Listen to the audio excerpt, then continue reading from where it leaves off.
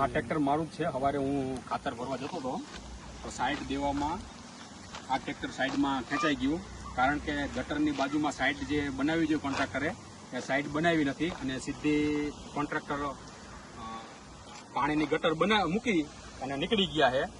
અને પાછળથી અમે ઘણી વખત રજૂઆત કરી, હજી કોઈ રજૂઆતનું સોલ્યુશન નથી આવ્યું.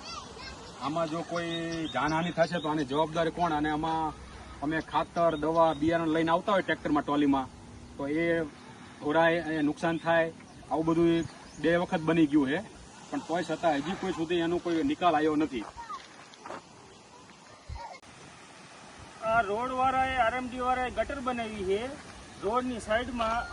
આ ત્રીજી વાર ટ્રેક્ટર ઊંધું પડ્યું છે અને આ કારણે 2 વાર મીડિયા વાળા આવી ગયા છે. કોઈ જાતનો એનો નિકાલ કરતા નથી. રાણક પરથી મેરુપર વાળો રોડ નવો બનાવ્યો છે. આમાં કોઈ બાઇક ચાલક જો ખાબકે તો એને શું દશા થાય એ તમે વિચાર કરો કે થોડી ઘણી સાઈડમાં માટે 2-4 ફૂટની જગ્યા હોય તો ઓવરટેક કરવાનું